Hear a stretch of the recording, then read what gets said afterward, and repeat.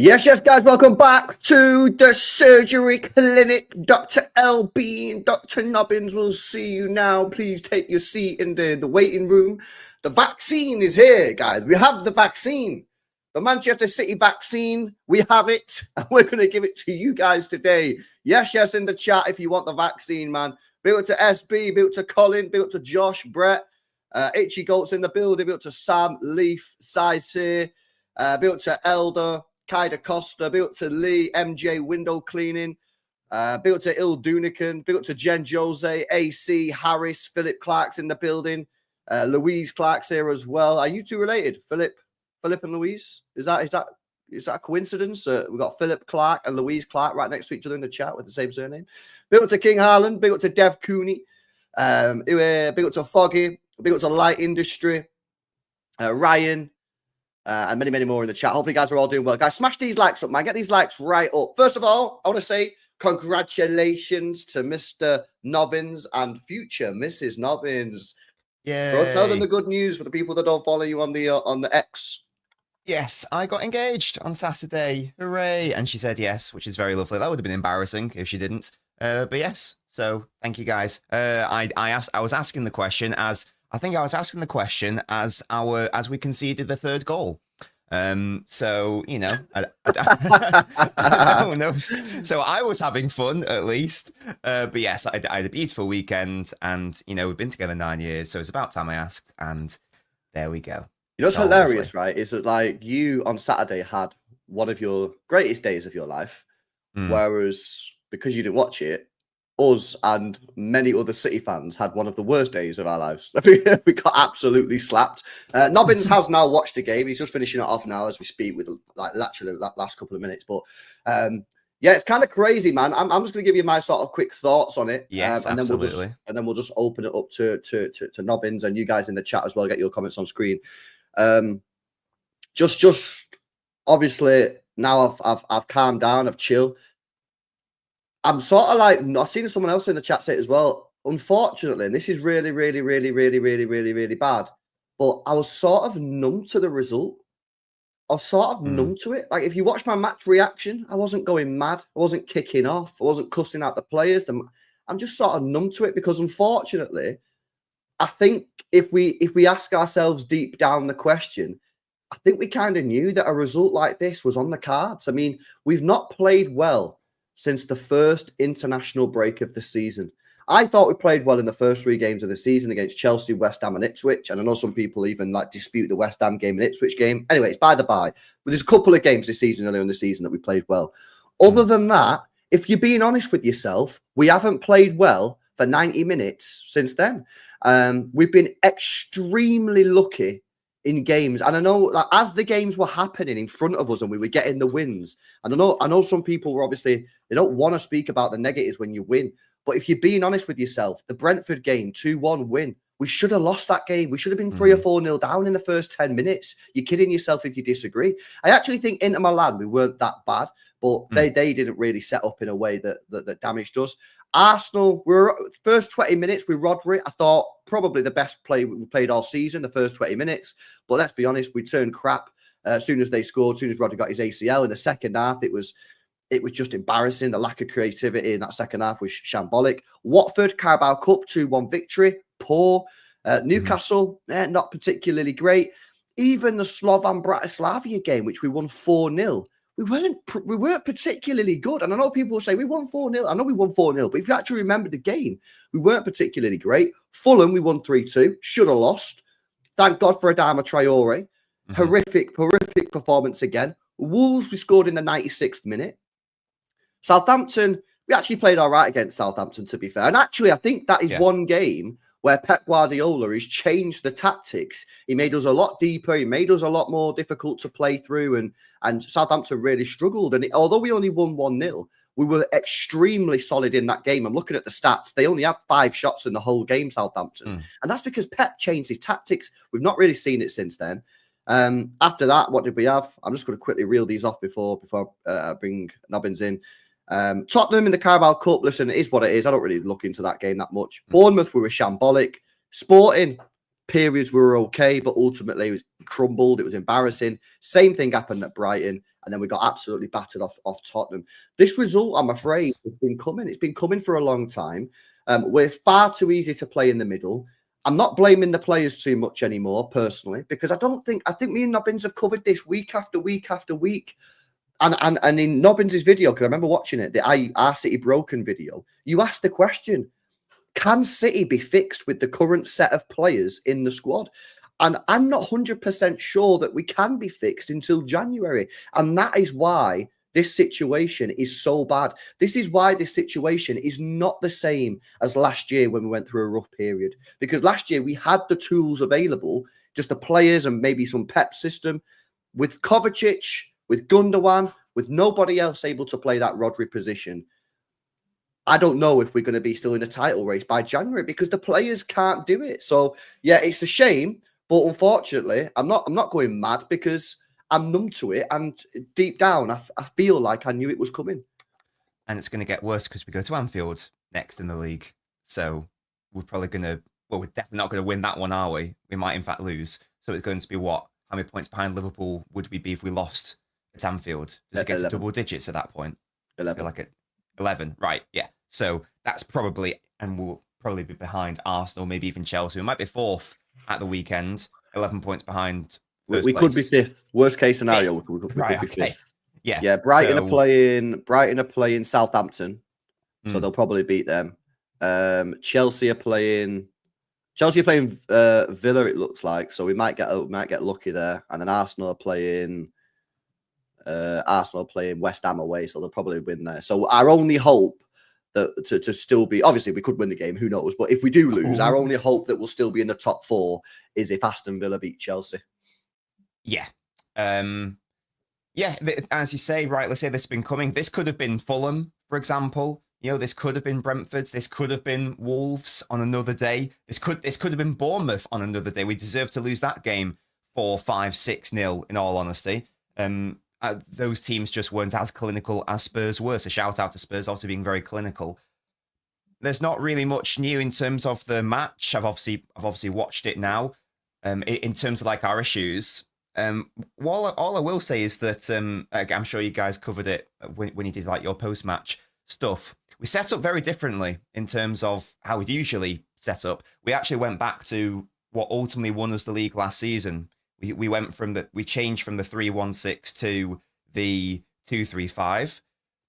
So we did the false winger idea, and we did our full backs as our wingers. So Gvardiol was the left winger, Kyle Walker was the right winger. That's what it was in the first half anyway. And it was a 4-4-2 out of possession. And basically everything went wrong in terms of like what could have gone wrong in the game. I liked Gvardiol. I know that Gvardiol made a big error. Was it for the second goal? Gvardiol made a big error where he just like passed it to Spurs. But I actually thought Gvardiol overall played quite well, to be honest. I liked him out on that left side. So as a concept, I'm going to keep that because that was actually an idea. I like the idea of Gvardiol as a left wing. We know the Kyle Walker situation. I don't know how much Yusa is going into it. He's not good going forwards. Yeah, you're right. It's pointless. It's pointless. We all know the issues. We all know he's done. Like, it's pointless sitting here cooking him. It doesn't do anyone any favors. I completely agree. Yeah, exactly. So I'm not really going to touch on that. Like we know it's not good. What else is there? What I would also say is that when you're going through like a period of being very bad in respect of the football, I think like one thing that you sort of at least want to have is sort of some form of continuity and some sort of, right, well, we're playing badly, but at least we know what the aim is in terms of how we want to play or how we want to set up or what shape we want to do or what personnel we want in certain positions. But I feel I'd have to go back. But I feel like we keep playing in a totally different manner or a totally different way in which we're putting in our players every single time. And it's almost like we're trying to experiment, but it's just like, it's not even really attempting to address the problem. So, for example, against Spurs, Rico Lewis played at right midfield in that first half. I don't think I've ever seen that before. Let me know in the chat if anyone has. I don't think I've ever seen Lewis play at right wing out of possession, but that's what happened. And our right side, as a consequence, was so unbelievably frail and it was easy to beat our press in that respect. I thought the two strikers as well, Foden and Haaland, terrible in terms of their pressing from the front, abysmal. I don't know what's going on there. I don't know if that's like an instruction by Pep to not be intense in the press, but surely that's not the thing. So big question marks. I'm asking about Foden and Haaland's out of possession work there. And then that's compounded by, as I say, Lewis out on the right wing, and then the Walker situation, which we've already discussed, makes us far too easy to play through. Every single action is just delayed. It starts with the striker's press, it's delayed. And then Lewis is on the back foot, delayed. And then the defence on the back foot, delayed. And then Spurs are in and they score a goal from it. And it kept happening continually in the match. Second half, he changed it. He moved Savio over to the right. But then he played Lewis in the centre. And we know, again, I don't know how much we want to talk about Rico Lewis, but he's going to get bullied physically in the middle. We know City's problems in respect to lack of physicality. We are throwing Lewis to the dogs by just playing him in the centre with Gundogan. It's was he helpful. That bad? Was he that bad, Rico Lewis? Because everyone in my stream, all my mates in my WhatsApp chats. Oh, yeah. Anyway, sorry, I dropped something. Sorry. No, I just looked away and then you'd gone. All my mates in my WhatsApp chats are saying he was awful. All the chat was saying he's awful, but like, no, I didn't really think he did anything. I don't think he was good in the sense of like he helped us or whatever. But like, I feel like he was one of the least of our problems. I really do. Yeah. If people are saying Lewis is the main problem, or if Savio is the main problem, or Foden or Gvardiol is the main problem, then those people, I'm sorry, don't know what they're talking about, quite frankly. I don't think Lewis was particularly good, but he wasn't even like top 3 issues against Spurs. That's what I'm saying. Like, I just felt like it was a little bit, like, there was so many more problems in there. The fact our defense is trash, the fact our midfield in transitions is poor and that. Yeah, and again, it's not his fault that he's being thrown into it as a midfield duo with Gundogan, who, as we've established, doesn't have any physical prowess nowadays. Seemingly, it just, to me, it makes no sense to start Rico Lewis given the current setup of our squad. I don't think that he can start unless Rodri is in the team, to be honest with you. I think for his own sake, he needs to come out of the team for a little bit. Not really because of anything that he's really responsible or to blame for, but he just can't really do the job that's being asked of him in that respect. It's not his fault. But so that would be my take on Lewis's situation. But again, he wasn't even close to being the main issue against Spurs, way down the list in that respect. The bigger issues, as we've established, is the fact that we have no continuity. The pressing structure and setup is odd. The out of possession shape is bizarre. Individual errors as well, like Bernardo just giving away the ball randomly, Gundogan giving away the ball randomly, players just not being in the correct positions, players not winning the duels. These are things that we all know about and we keep saying over and over again. And I don't even think one player solves the issue in Jan now. I think that we might need at least 2, to be honest with you. Oh, no, I completely agree. Solve these issues.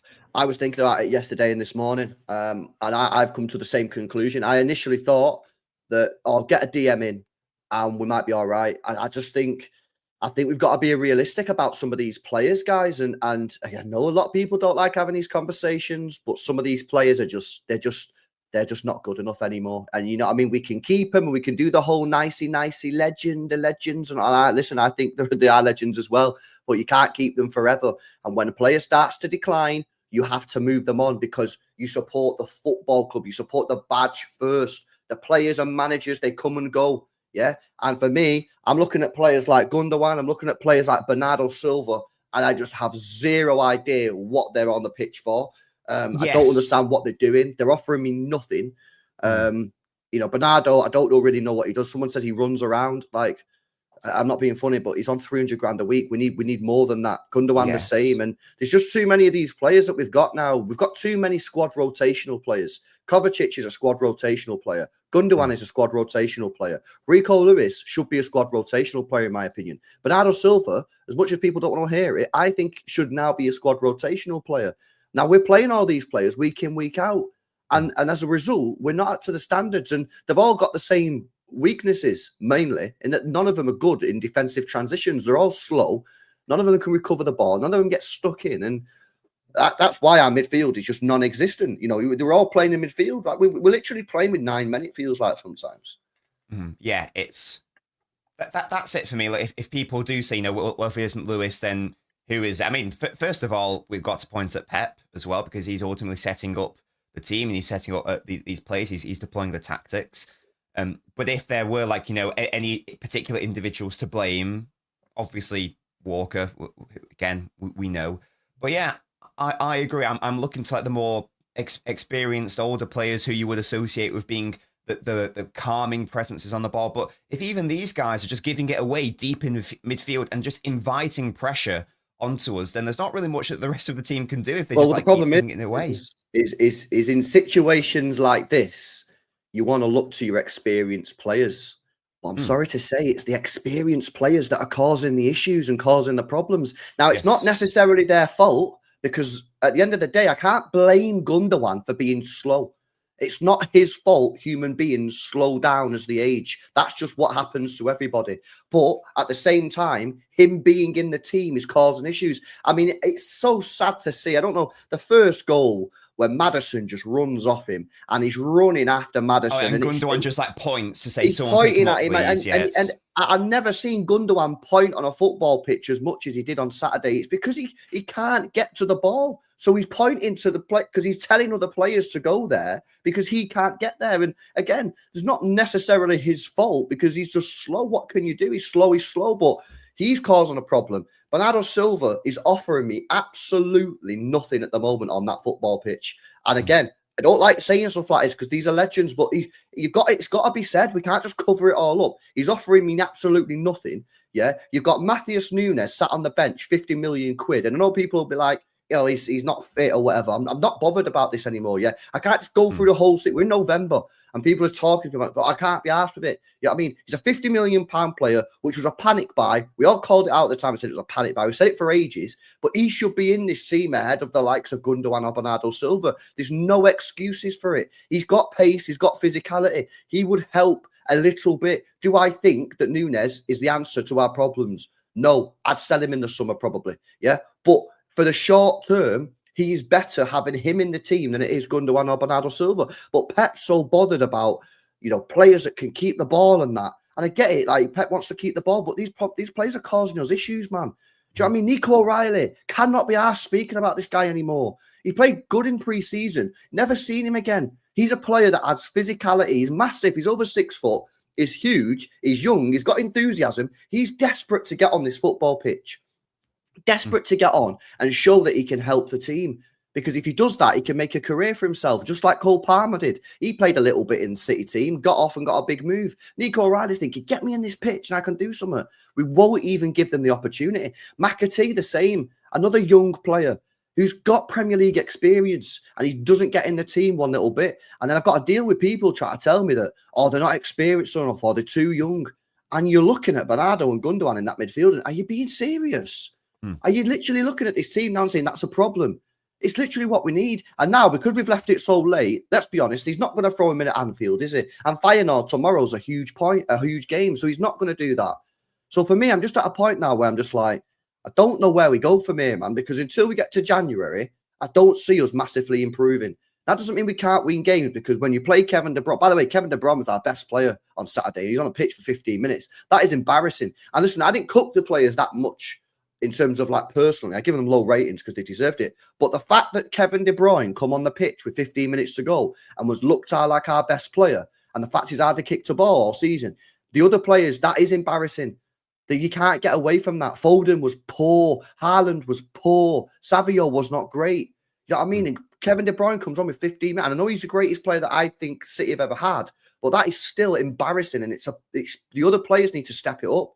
You know what I mean? And that's where I will say, I feel like I protected the players a little bit on Saturday, right? Because I just feel like there's nothing they can do. But having said that, at the same time, yeah, the quality on the ball in the final third is poor. Our finishing is an absolute disgrace. I'm being serious. I finished some of the chances that they had at the weekend, mate. Yeah, we had 4 shots on target. We had 25 shots.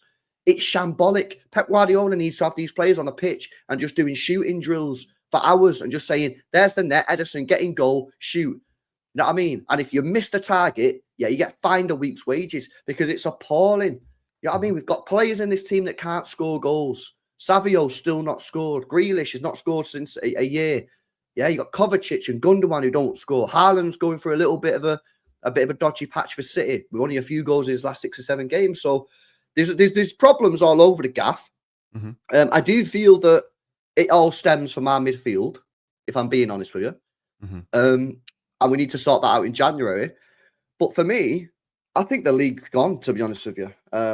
I'm sorry to say it. I know people might call it early, but we're already what? We're already 8 points behind Liverpool. I don't see us winning at Anfield. I'm sorry. We've won there twice in 20 years, and our midfield is just shit. I think, listen, we might be able to get a draw. I've backed a 2-2. I'm going to go for a draw, but that's not that confident. If we lose that game, we'll be 11 points behind. 11 points. We've still got Villa. We've still got United. We've still got Palace and Forest to play all before the January transfer window. My attention now would be secure top 4 Champions League this season and give it a good go in the Champions League and the FA Cup. That's my views, man. Yeah, this season it's spiraling very, very quickly, and it feels. I know lots of people have like compared it to 1920, but I don't even know if it's that. I think it's more like 16-17, to be honest. Pep's first season. That's a sort of like impression I'm getting. Just like feels like we've touched on like, some players are just too old and not able to do the job. Lots of key areas need a total rehaul in respect to like certain defensive positions and certain midfield positions. I think we finished third that season in 16-17. It would not surprise me, to be honest, if we finished third this season, especially if we don't make the correct decisions in Jan as well. And Pep and City, whoever was in charge, they've only got themselves to blame because these aren't new issues. That's the thing. We had these issues last season, and you and I touched on these issues a lot last season. But the difference was we were able to basically, some of our players were able to cheat on their XG. So they were able to score loads of goals when they shouldn't have normally scored that many goals. And we obviously had Rodri there, who is a massive difference maker and a massive game changer in that respect. So we got away with it, and we were able to win the league, and despite us not playing particularly well throughout the majority of the season. But this year, so far, those same XG cheaters haven't yet done that yet. Maybe they will as the season goes on, but it hasn't happened yet. You can't really rely on that throughout, consistently. But there we go. But the main thing is that we don't have that midfield steal. Again, we didn't have it last year, but we at least had Rodri. Now we don't. Of course, injuries don't help. But that's not the main issue because I'll repeat, we had these issues last season. We just happened to get away with it last year. We aren't doing it now. You know what, on the steal thing, right? I'll come to super chats in a sec, guys. Sorry. The midfield thing, right? I heard Mika Richards speaking about our midfield, and he's spot on. Our midfield is Bernardo Silva, Foden, Gundogan, and maybe Rico. It's so weak physically. It's so physically weak. It's unreal. Do you know what I mean? Like, this is the crazy thing about our issue. Our issue is, we all know what the issue is. Our midfield is just trash. It just is. Like, it's awful. Like, it just does not work one little bit in the Premier League. Yeah, we have zero physicality in there. Mika Richards was speaking about it, saying that is just not good enough. You know what I mean? And listen, the only if you want some positivity for Sunday against Liverpool, which I don't think there's going to be much, the only thing I've got is that they don't have a particularly like physical midfield, with like Curtis Jones, McAllister and Gravenberch are not that physical. So that's the only saving grace. But I just think that like we need reinvestment. I've not seen anything of this of Alvarez. I was going to do a watch along on Saturday of Edison because we have been linked with him today. Jack Gorn speaking about it. People telling me that he could be something that we need. But I'm with Nobbins, man. I think that we need more than one player, guys. I think we need at least 2, probably 3. I think it's that bad, man. So yeah. I do still think there is a short-term solution with this squad. I know that we got battered 4-0, but I think that the signs are there that Gvardiol out at left wing works, and that going back to a 2-3-5 or a 3-2-5 could work. Again, I know we got battered. It doesn't help when the midfield is Gundogan and Rico Lewis and Bernardo Silva, but I think that system, or similar to it, with a couple of tweaks, can be a short-term viable solution. De Bruyne needs to be on the pitch, obviously. And Can I ask you a question, Nobbins? Why did we, because you've just watched it, right? You know the first like 10, 15 minutes when Savio was on the left-hand side, but it was inverted a little bit? Yeah. I really like that. But it lasted about 10, 15 minutes. Am I right in saying it only lasted like 10, 15 minutes, or did it last longer? It felt like it only when I watched it on Saturday, it felt like it only lasted 10, 15 minutes. Well, we actually played well the first 13 minutes before the first goal went in. We were playing well. I've got some notes on it. Yeah, so from 2 minutes 20, our press worked.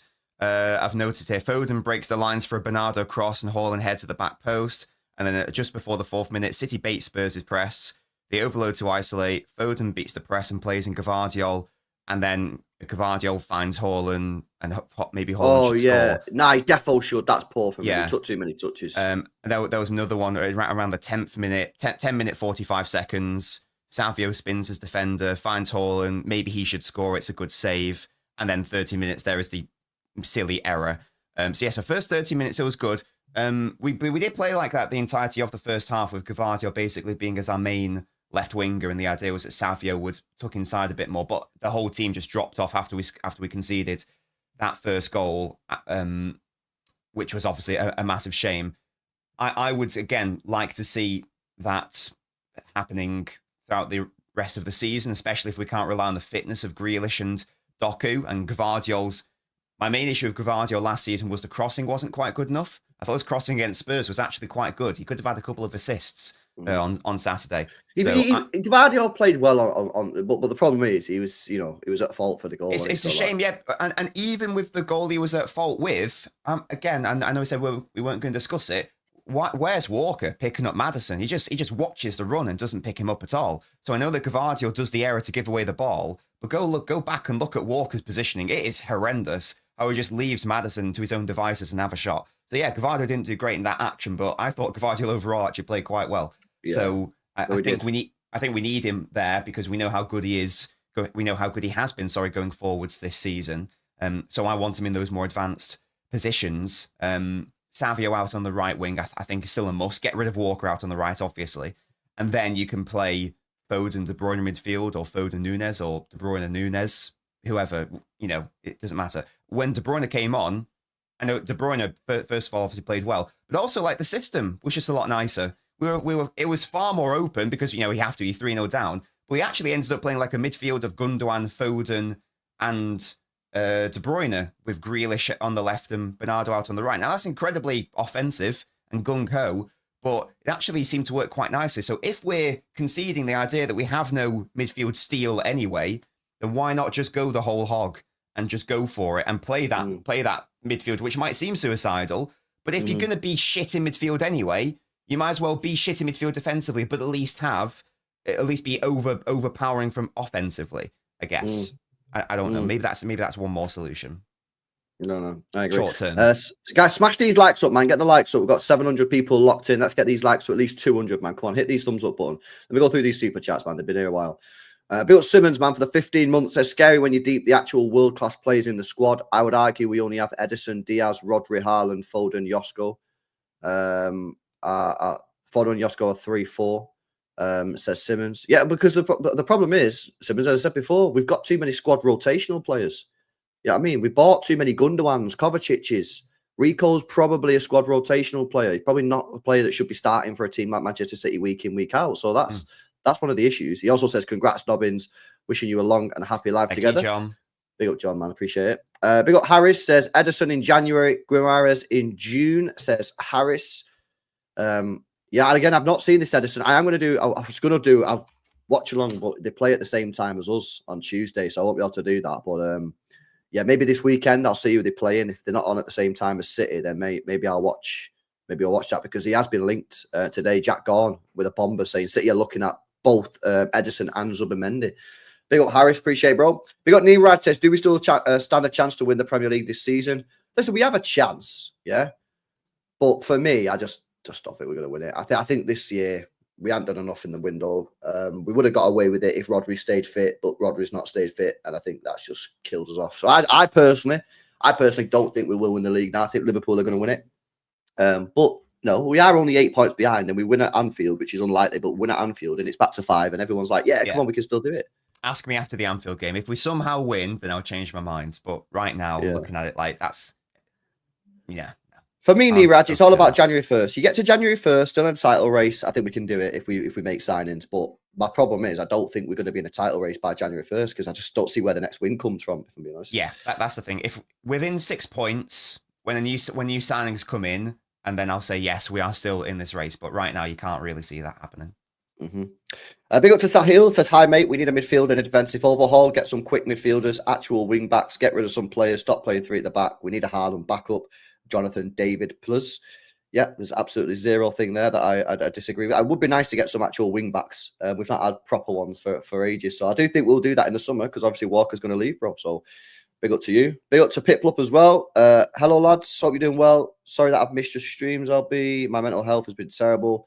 Our midfield gets run through, which exposes our defenders constantly. Much love. Yeah, hopefully you're feeling better, bro. And no worries, man. No worries. Don't worry about not tuning in. Hopefully you're doing well. Thanks for the super chat. And yeah, our midfield. Everyone knows our midfield, isn't it? It's just our midfield, and this is the problem. Like, you know, Nobbins is probably right. You know, if we're gonna be that bad, you might as well just full send the situation and just deal with those consequences. But yeah, may I present a stat? You may. Yeah, so I tweeted this. I think I mentioned this before, but it's gotten worse since I said. So, Man City league games with 5+ non-penalty big chances conceded. The 1920 season, once in the entire league season. 2021 season, once in the entire league season. 2022 season, once in the entire league season. 2023 season, twice in the entire league season. Last season, 0. This season, we're already at 4. We've only played 12 games. So a third of our games, we've conceded 5 or more big chances. Wow. In a third of our games. 4. That is 4. Insane. So that's 4 times worse than 1920. You know, the season where we had no centre-backs because Company left and Laporte died and Fernandinho was 87 playing at centre-back. 4 times worse in respect to conceding big chances. This is the problem. This is the problem. It is a midfield solidity and defensive problem. I know we also aren't doing particularly good at converting chances. Obviously, that needs to improve. But the first port of call has to be that stat is not good enough. That is literally 4 times worse than 1920. And we're only a third of the way through the season. It's going to get worse. And this is one of the issues with the team. Big up, Bitplug, man. Hopefully feeling better, bro. This is one of the problems. Like the defense for me, I do think the defenders need to be doing better. Like, but the defenders for me are just getting screwed. Like for example, you know the first goal. People are trying to get on John Stones, right? Nah. Gundogan in an ideal world should have tracked Maddison. He's with Maddison. If Gundogan is a player who is competent at running, which at the moment he's not because he's 34, yeah, he just tracks Maddison and he's with Maddison. The ball comes in and he deals with it, yeah. So people are looking at Stones and goes, why Stones not fucking deal with it? Why? Because Stones is like, he's just in his box, he's in the area and he's just been, the guy's just walked in. Now, maybe Stones could do slightly better. Maybe he could predict it or whatever. But for me, it's like they're being put in these vulnerable situations, yeah, because of the midfield. They are being put in situations where they've got to make a decision or something like that. And maybe you could say they need to make better decisions. But when you're being put in that position 3 or 4 times a game, you are going to get it wrong. You're not going to make the right choice every single time. Van Dijk could look shit in our team at the moment. That's the truth. Mm-hmm. Yeah, because that's the thing. Yeah, he's going to get exposed 3 or 4 times each half, and that's what's happening to these defenders. They could be doing better. They probably should be doing better, but they are being exposed by a completely non-existent midfield.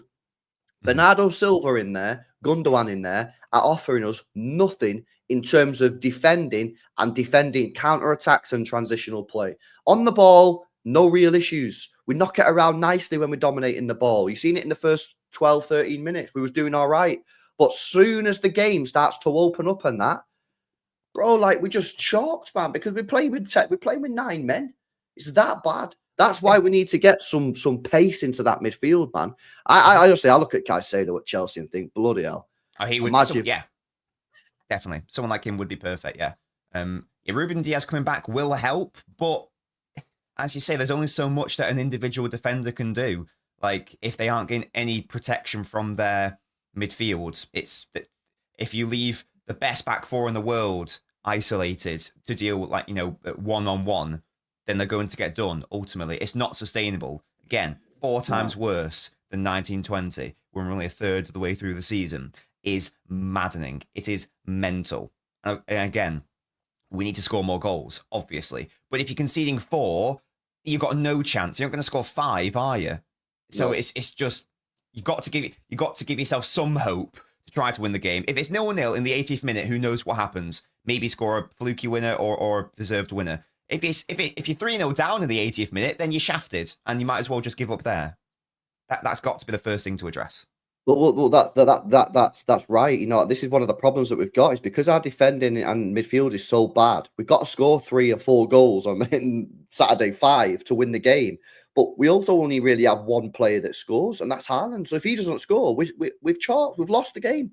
If he doesn't score, we're lost because we can't keep clean sheets. Yeah, and no one else in the team scores. It's a major problem. Let me go through some of these super chats, man. Built to Omar says Haaland needs competition, too comfortable at the moment. Rico is awful, running around like a headless chicken. Bernardo the same. Gundogan far too slow. Yep, decision not to replace Alvarez was shambolic, bro.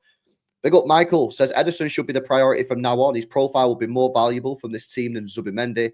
Zubimendi's faults are more in line with City's. Can we not get both of them, mate? Can we not get both of them, Michael?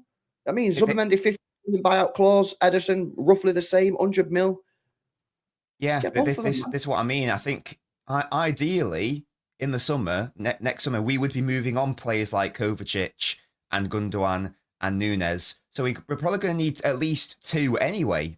You know, the 6-8 hybrid and maybe even 2, because if you've got 2, then at least they can play it, in a more advanced position. So it's not like you're buying them and they're going to stay on the bench. They can play in multiple positions. So just get both of them, man. We spent 25 million. We spent 25 million in the summer. We spent no money, yeah.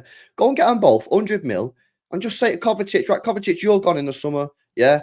Gundogan, you're gone in the summer. You'll probably get 15 mil for Kovacic, right? So your net spend there is going to be only, what, 85 million quid for 2 players? And if that can save our season, why not do it? Gundogan's clearly not going to stay next year. Yeah, he can't stay next year, regardless of the extra contract. You just have to tell him, sorry, man, you just ain't got what it takes now. Nunes, the same. The thing is, if you give players opportunities to think that they can get themselves into the team, they'll stay. Calvin Phillips did it. He went, I'm going to stay. Why? Because we didn't buy a proper backup. We didn't buy a proper backup player. So he thought, you know what, I'm going to stay and fight for my position. Nah, you need to, I'm sorry, you got to be ruthless. If you think a player's done and they don't want to leave, just buy another player and say, no worries, don't leave then, but you ain't playing. And then eventually they'll get to January and they'll go, yeah, this is shit, I'm going to leave. I'm sorry, sometimes you kind of have to push players out the door by just not playing them. The only way you can do that, though, is if you buy other players. But, that's what you have to do. Big up to Pep says, do you think we could get Palmer back? He'd be a replacement for Bernardo at right wing and offer cover for the 10. You're going to have to spend a lot of money anyway. Probably not, bro. It's a disaster sale. Big up to everyone at the time that said it was a shambolic decision. Me. Because that was absolutely shocking. It was a shocking decision to sell him. Anyone that watched this guy in the academy growing up knew that he was a special talent. And it was just ridiculous. The guy didn't even want to leave on a sale. He wanted a loan, and we forced him out the door. So that is just horrific, and it's gonna live for the next decade until he retires. We're gonna regret it. Big up to Niraj says, brother, do you think Pep is going to sign anyone in January? It's the worst run of form since the time I'm following City for the last. Bro, of course, he's got to sign someone, bro. He's got to realize that he's made a mistake here. He's got to realize that some of the players are not good enough, and therefore we have to act and sign players. Otherwise, what we're doing? Do you know what I mean? So yeah, I'm very, very confident, bro. Very confident that we'll sign players. Big up to Hussein says Rico Lewis is the worst player I've seen at City. Worse than Calvin Phillips. You must have been watching City for I don't even know how long, like 5 minutes, less than a year, because Calvin Phillips. You must have only watched like a Rico Lewis fail compilation, if that's your view. Surely, trust me. Calvin Phillips was much worse. Hussein. Big up to Osmodius says Walker is playing like he hasn't lost a step. He needs to come to terms that his pace isn't what it was. He has to defend differently than previously. That is facts.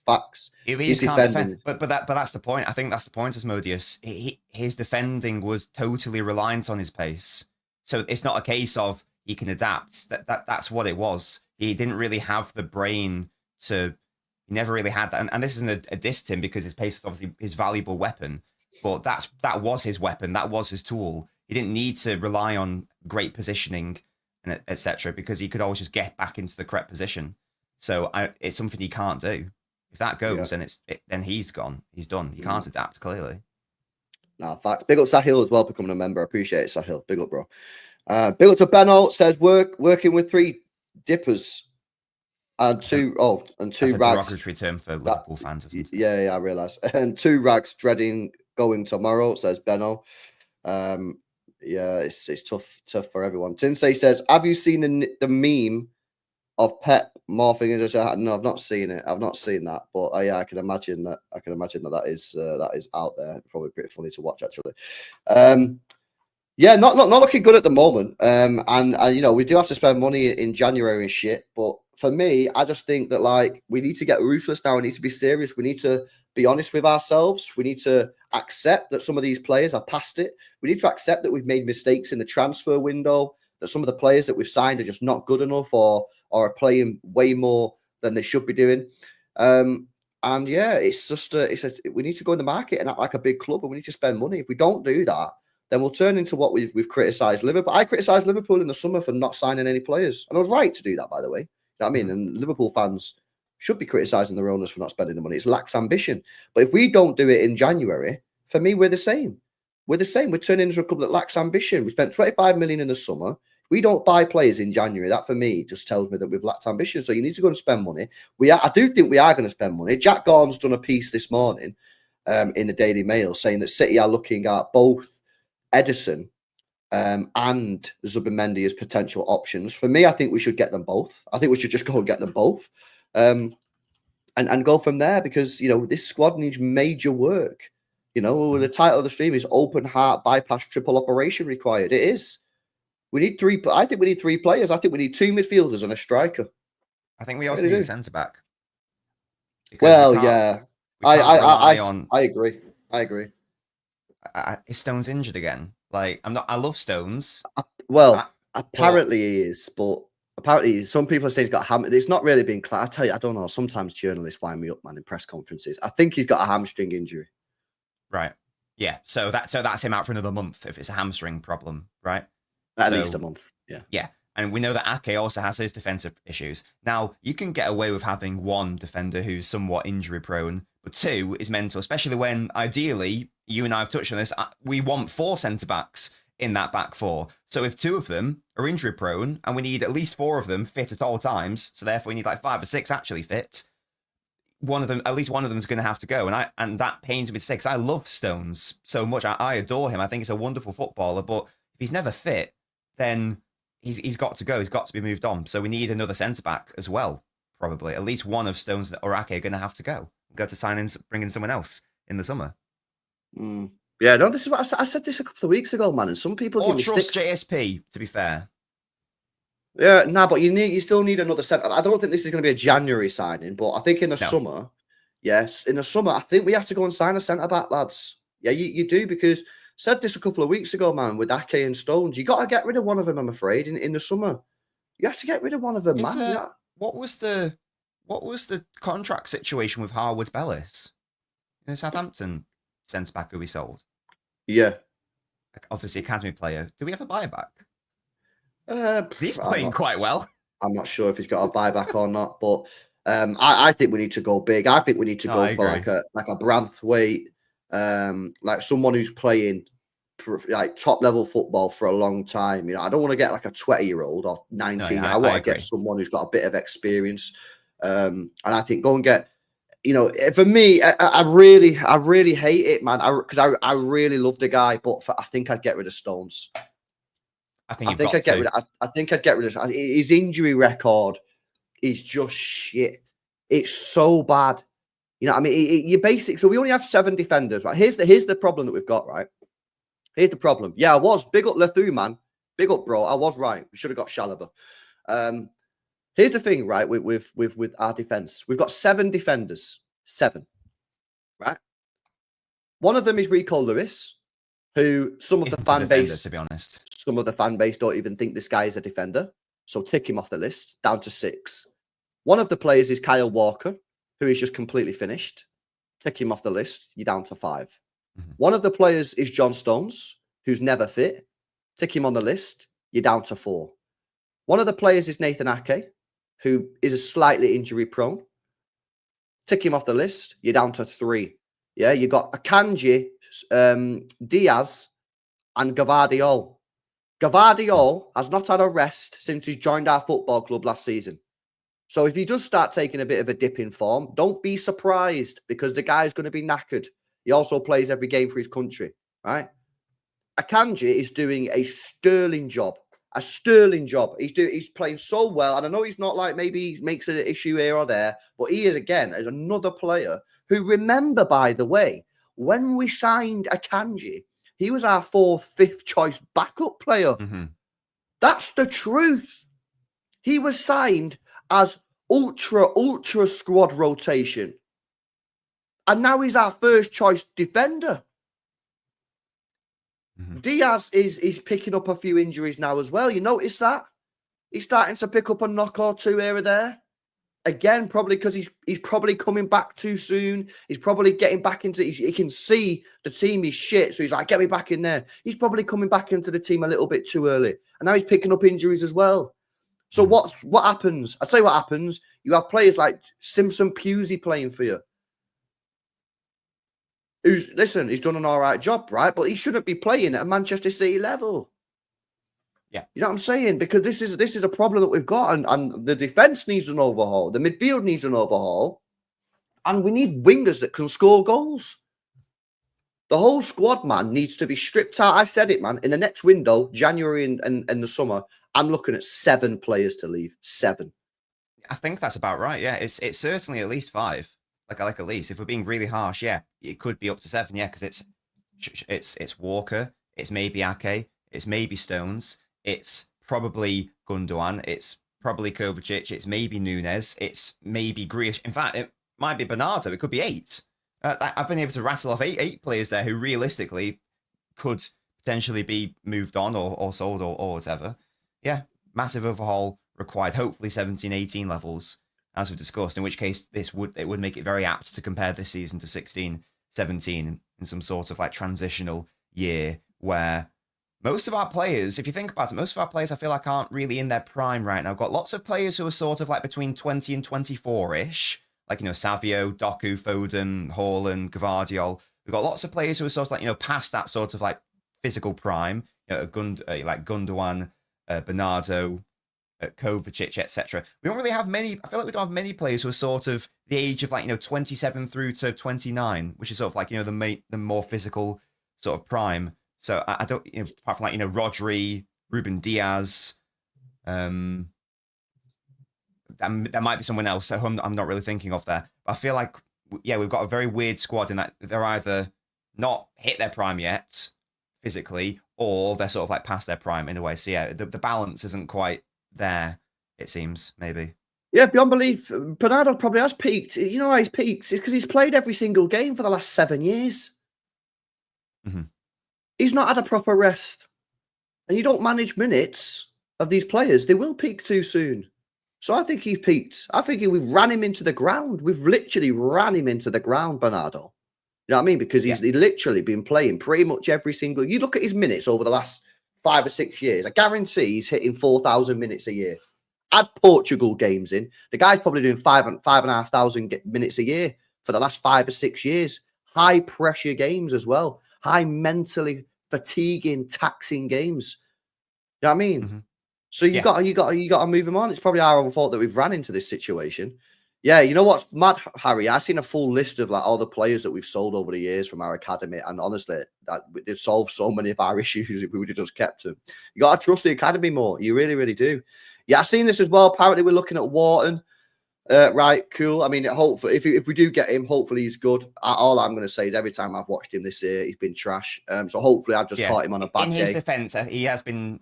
He was carrying an injury this season, wasn't he? Then he had surgery, so maybe that's why he hasn't looked that impressive this year, because he was carrying an injury, which I don't know what the injury was, but I know he had surgery on it, so it was obviously important enough to require surgery. Yeah, so that's the hope there. I just don't know what we're going to do, man. Pip says youth triumphs, old age. Give Nico a chance already. Nah, he's not going to give him a chance. I agree with you. I'd give him a chance, but he ain't. I'd start him at fucking Anfield, me. I can't be arsed with this whole. I don't know where you're on this team. People are like, you can't start him at Anfield. It'll ruin him. He's not playing. If you ask Nico O'Reilly, I said this. You speak up to Nico O'Reilly and say, "Do you want to start Anfield? If you play badly, you'll get fucking shredded. But do you want that opportunity? Because if you play well, you're a superstar. Your name will be on the back pages. Everyone will be speaking about you. You'll get a new contract straight away. You'll probably quadruple your wages. Do you want that opportunity to play?" He'll say, "Yeah." No footballer. By the way, he's not exactly young. He's 19. It's not like he's a 16-year-old, mate. He's 19 years old. He played in pre-season against some decent teams and did all right. Just play him, man. Yeah. It's if the starting point is that Gundogan starts because Kovacic is injured and we're not willing to give Jacob Wright a chance in defensive midfield. So if the starting point is Gundogan's playing in defensive midfield, then one of Nico O'Reilly or Nunes must start, in my opinion. One of them. I don't care which one, really. But Gundogan needs his hand held, and he needs some support. And you can still play De Bruyne, and you can still play Foden, you can still play Haaland and Savio, and have those two. Have one of those two in midfield assisting Gundogan. It means dropping Bernardo, obviously, but as we've just established, that should be fine by now. That should be fine for us to look at it and go, right, well, he's not what he once was out of the right wing. He's not even making the right decisions from deep. He's actually giving away the ball in dangerous areas.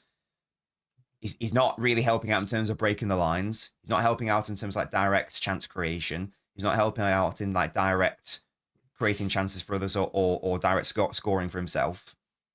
It's just, I know Pep loves him, but I just don't really see the value. I haven't seen the value in the past. I haven't seen the value this season, basically. The majority of it, sorry. Certainly the past few games, anyway. Kevin De Bruyne's doing the press conference for the game. That's good, right? Does that mean he's going to start? Yeah, but I don't want him to fucking start against Feyenoord. He should have started on Saturday. I don't know why. In my head, I thought that was for Anfield. But yeah, obviously, we don't play until the weekend. I can't believe he didn't start him in a game against Tottenham and just give him 45 minutes or an hour. Yeah.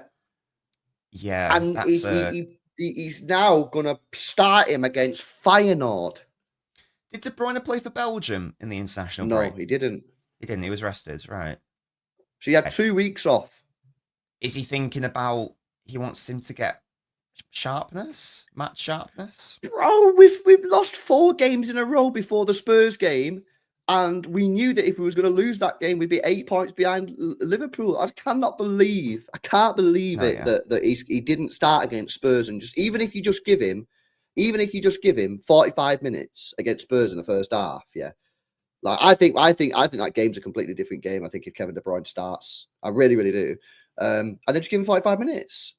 And people are like, no, he can't do 45 minutes. He's not fit enough. Okay, so he can do basically 20 minutes because he come on with 15 minutes to go plus 5 minutes stoppage time. So he can do 20 minutes. He can't do 45 minutes, even though he's been training for 6 weeks, has been on the bench for the last 3 games, and has just had a 2-week break.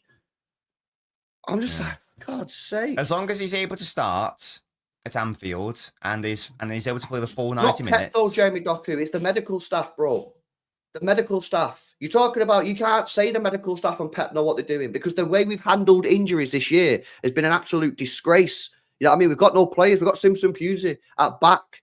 Yeah, because we've got no players. So we can't sit here and say, oh, you've got to trust the medical team and trust Pep when it comes to the injuries because they've proven to us this year they've got it completely and utterly wrong.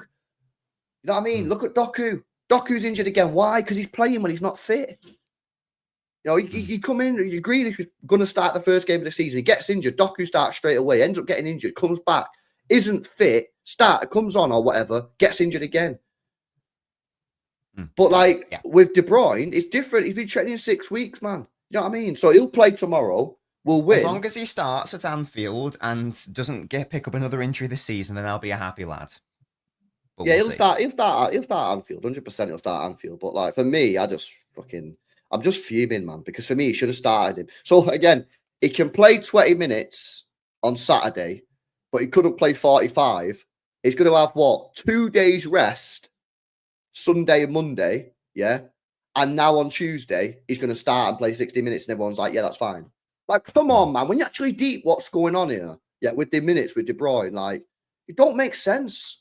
People are saying, yeah, he had 6 minutes against Brighton. He then had 2 weeks off. He's got 20 minutes against Spurs, and now he's going to play 60 minutes against Feyenoord. We're building up his minutes.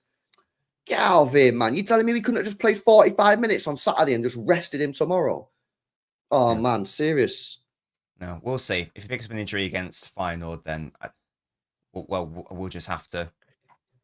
What? Bro, we'll have to... This is just like... I don't care what KDB stats up. Pep needs to say to KDB, you're playing. You're on 400 grand a week and we're shit. And we need you to play because you're better than everybody else on our team. He come on for 15 minutes and was fine. So he said he can't, apparently, KDB said he can't start against Tottenham. But then 2 days later, having played 20 minutes against Spurs, he's now all of a sudden ready to drop an hour against Feyenoord in the Champions League. Nah, I don't buy it. I don't buy it, man. I think it's BS. I think that's BS. I don't think that's right information from Martin. I don't think that's true. No way is that true. He's all right to play 20 minutes, but then he can't start. But then 2 days later, he's all right to drop an hour against Feyenoord. Nah. Yeah, nah. It'd be disappointing if it was true, definitely.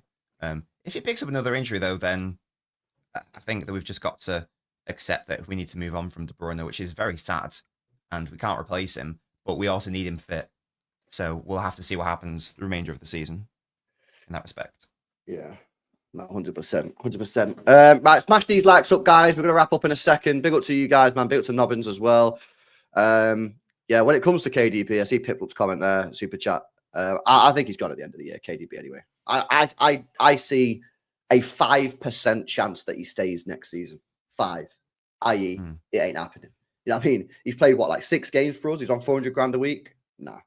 The only way he stays is if City give him a contract offer and half his wage, and he ain't going to do that, is he? When he can get the same money in MLS or he can go Saudi or whatever. So it's just not going to happen. It's just not going to happen.